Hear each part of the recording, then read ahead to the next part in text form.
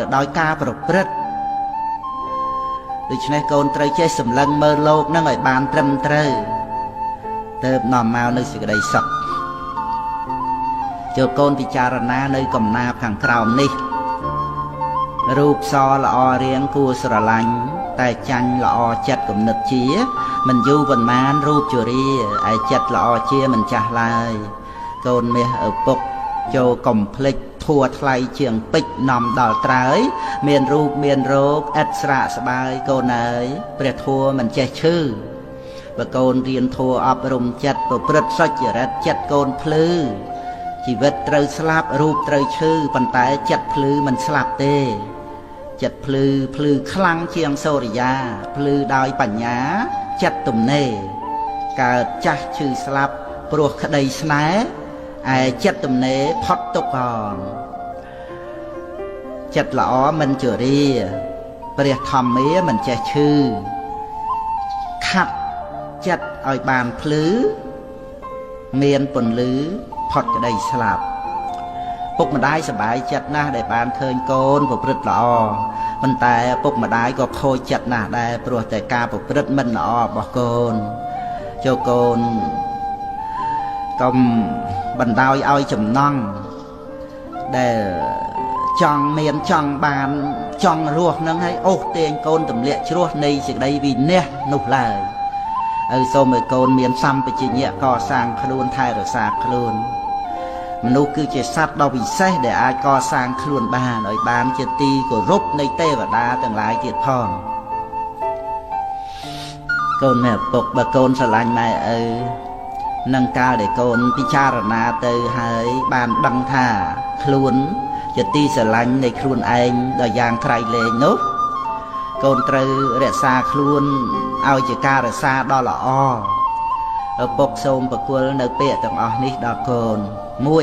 1ចូលកូនចាំទុកថាការមិនតស៊ូក្នុងករណីខ្លះគឺជាវីរភាពដ៏ធំធេងក្រៃលែងជាងការតស៊ូយកស្លាប់យករស់ទៅទៀត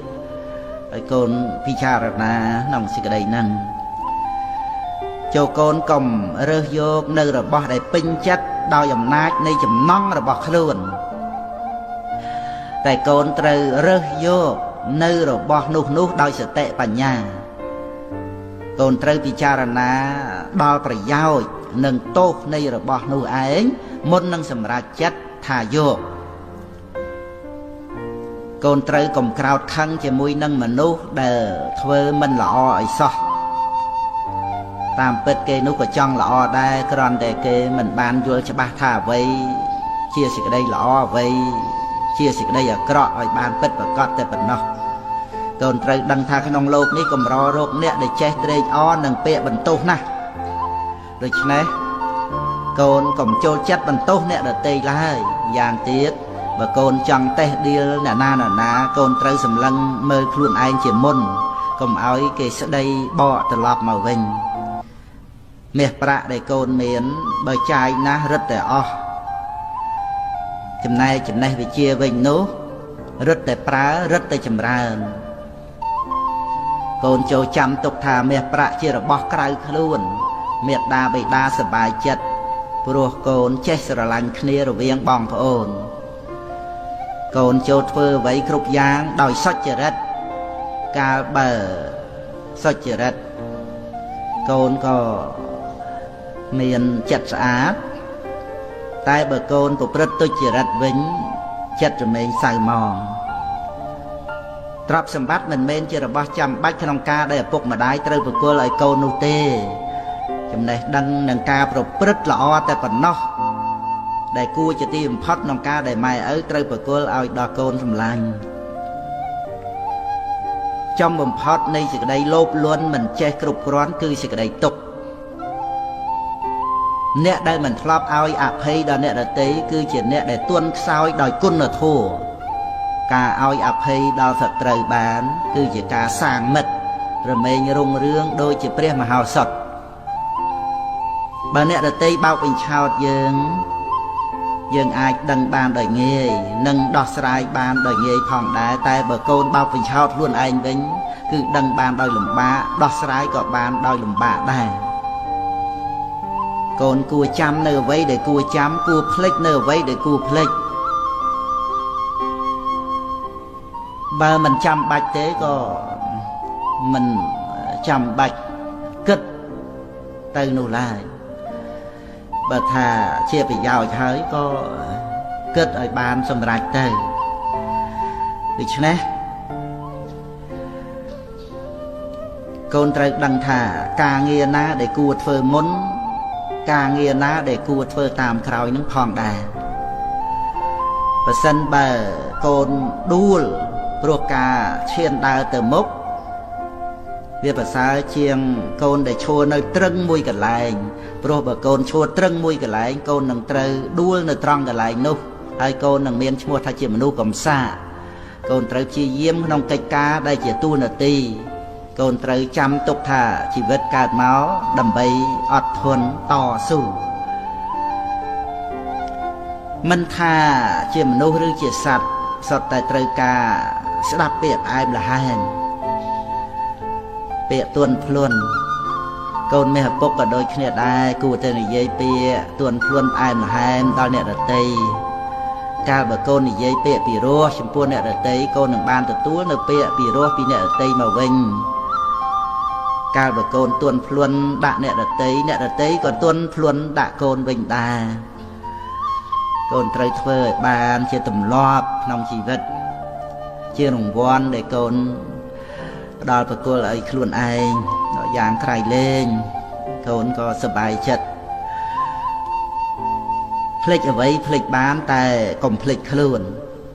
ខូចអ្វីដទៃក៏ខូចចោះតែត្រូវប្រយ័ត្នកុំឲ្យខូចខ្លួនជាមនុស្សគឺកុំឲ្យកូនជាមនុស្សខូចនឹងឯងការធ្វើរបស់កូនពេលខ្លះមិនទាំងពេញចិត្តកូនខ្លួនឯងផងតើឲ្យអ្នកដទៃធ្វើអ្វីពេញចិត្តយើងបានរហូតទៅនោះយ៉ាងម៉េចទៅកាលដែលកូនគិតឃើញដូច្នេះហើយកូនក៏បន្ធូរបន្ថយនៅការខឹងក្រោធជាមួយនឹងអ្នកដទៃព្រោះនោះយើងផ្សេងគ្នាចិត្តវិញ្ញាណផ្សេងគ្នាការសន្សំសន្តានផ្សេងគ្នាវិបាកកម្មក៏ផ្សេងគ្នាអ្វីដែលត្រូវគៀបសង្កត់វិតរស់នៅចិត្តសន្តាននឹងទៅតាមសភាពការបច្ចុប្បន្ននោះដូច្នេះកូនត្រូវរៀនឲ្យបានយល់ដឹងសេចក្តីពិតចំពោះអ្វីគ្រប់យ៉ាងដែលជាសភាវៈពិតជាធម្មជាតិនោះឯងដែលណាណាក៏មិនអាចចេះតែចង់បានឲ្យដូចចិត្តរបស់ខ្លួននោះទេចាំបាច់និយាយថ្មីថានឹងផ្ដល់ប្រគល់មកឲ្យយើងពេញចិត្តទៅគ្រប់រឿងសំបីតែឲ្យដល់ខ្លួនគាត់នឹងមិនទាំងបានផងដូច្នេះកូនត្រូវយល់ហើយសង្ឃឹមលើការប្រព្រឹត្តរបស់ខ្លួនផ្ដល់ប្រគល់អ្វីល្អឲ្យដល់ខ្លួនឯងឲ្យសប្បាយចិត្តខ្លួនឯងទៅកុំចេះតែសង្ឃឹមចង់បានពីអ្នកដទៃនាំឲ្យកូនកើតទុក្ខនៅពេលដែលខកចិត្តនឹងឯងកូនមេឪពុកធម្មជាតិមិនដែលឲ្យអភ័យដល់អ្នកណាឡើយអ្នកណាធ្វើយ៉ាងណាត្រូវទទួលយ៉ាងនោះប៉ុន្តែធម្មជាតិបានឲ្យឱកាសដល់មនុស្សយើងគ្រប់គ្នាគ្រាន់តែថាដោយច្រើនមនុស្សយើងមិនចេះទទួលយកឱកាសនោះមកកសាងខ្លួន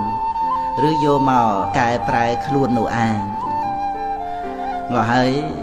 ធម្មជាតិក៏ប្រព្រឹត្តទៅតាមកម្មគឺការប្រព្រឹត្តរៀងខ្លួននឹងទៅកូនចោលអ្វីផ្សេងបានតែកូនកុំបោះបង់ខ្លួនឯងចោលឲ្យសោះព្រោះនៅក្នុងโลกនេះមិនមាននរណាជាទីពឹងរបស់កូនក្រៅតែពីកូនខ្លួនឯងទេដែលនឹងត្រូវជួយ